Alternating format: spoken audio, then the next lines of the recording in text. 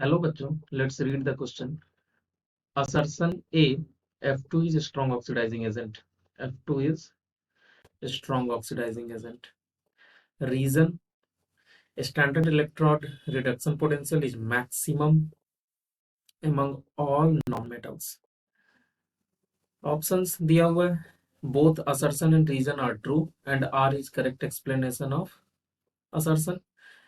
Both assertion and reason are true, but R is not correct explanation of A. Assertion is true, reason is false. Assertion is false, reason is true. Both assertion and reason are false. तो total 5 option है. तो देखते हैं कि ये question को बनाने के लिए की कंसेप्ट क्या होगा. की कॉन्सेप्ट,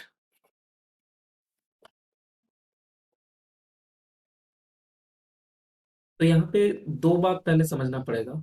फर्स्ट है ऑक्सीडाइजिंग एजेंट, जो F2 is strong oxidising agent. And second thing जो हम लोग यहाँ पे देखेंगे वो है E naught RP means standard electrode reduction potential. Standard electrode reduction potential.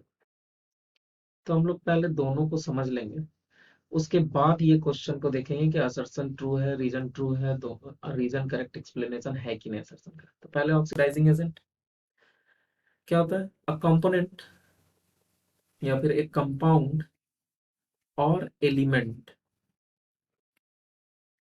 that occupies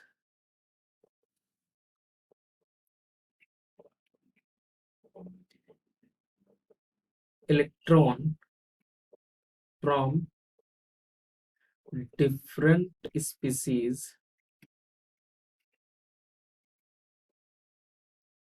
in a chemical reaction.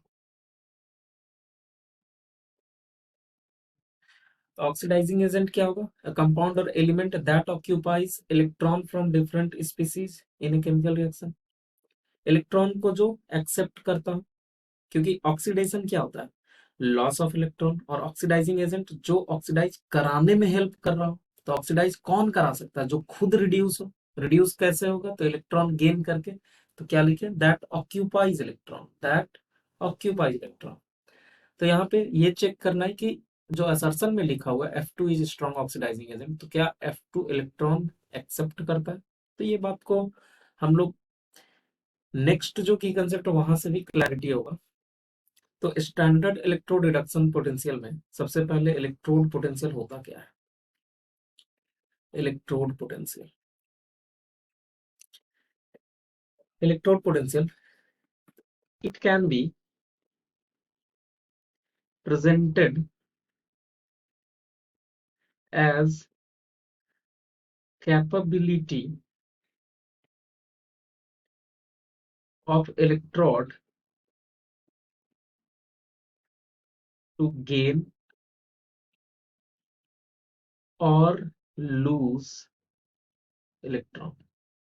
Electrode potential क्या है, capability of electron to gain और लूज इलेक्ट्रॉन. कितना कैपेबिलिटी होगा. तो ये कैपेबिलिटी है, तो हम लोग इसको अगर मेजर करना चाहेंगे तो कोई एक रेफरेंस मानना पड़ेगा. तो अगर हम लोग रेफरेंस स्टैंडर्ड हाइड्रोजन इलेक्ट्रोड को मानते हैं, अगर हम लोग रेफरेंस स्टैंडर्ड हाइड्रोजन इलेक्ट्रोड को मानते हैं, देन जो इलेक्ट्रोड पोटेंशियल हम लोग मेजर करेंगे वो क्या होगा, स्टैंडर्ड इलेक्ट्रोड पोटेंशियल. अब अगर इलेक्ट्रोड इलेक्ट्रॉन गेन करने का टेंडेंसी रख रहा है, तो हम लोग उसका कौन सा पोटेंशियल निकाल रहे हैं, रिडक्शन पोटेंशियल. तो ई नॉट आरपी क्या हुआ, standard electrode reduction potential means कितना गेन करने का जो टेंडेंसी रख रहा है वो किसके रिस्पेक्ट में, तो हाइड्रोजन के रिस्पेक्ट में. ये हम लोग निकाल रहे हैं. तो अब क्वेश्चन पे आते हैं. F2 is strong oxidising agent means F2 जो है वो स्ट्रॉन्ग इलेक्ट्रॉन गेनिंग टेंडेंसी रखता है. तो ये बात कैसे पता चलेगा, अगर E not RP standard electron reduction potential अगर बहुत हाई होगा तो ऑटोमेटिकली ये इलेक्ट्रॉन गेनिंग टेंडेंसी F2 का बहुत हाई होगा। तो ई नॉट आरपी कुछ नॉन मेटल्स का देखते हैं, क्योंकि रीजन में नॉन मेटल से कंपेयर करना है। तो अगर हम F2 का देखें, फ्लोरीन का देखें, तो 2.87 for F2 and E not RP for Cl2 1.36। ऐसे भी फ्लोरीन ज्यादा इलेक्ट्रोनेगेटिव है क्लोरीन से, तो फ्लोरीन टेंडेंसी और ज्यादा रखेगा इलेक्ट्रॉन को गेन करने का, तो इसका कितना है 2.87। और ये सबसे मैक्सिमम होता है सारे नॉन मेटल में। अगर ये सबसे मैक्सिमम है सारे नॉन मेटल में, इसका मतलब क्या है कि F2 का इलेक्ट्रॉन गेनिंग टेंडेंसी भी बहुत हाई है।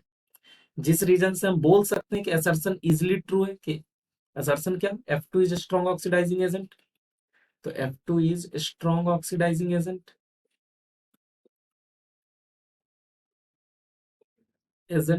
ये true statement. And second statement, E naught RP means standard electrode reduction potential is high for F2 than other non-metal। तो सबसे हाई यहाँ चेक भी कर रहे हैं, क्योंकि इसके नीचे जो ब्रोमीन आयोडीन है उसका और भी कम होगा, तो F2 का बहुत हाई है। इस रीजन से F2 स्ट्रॉन्ग ऑक्सीडाइजिंग एजेंट है। तो यहाँ असर्शन भी ट्रू है और रीजन भी ट्रू है, और रीजन करेक्टली एक्सप्लेन भी कर रहा है असर्शन को।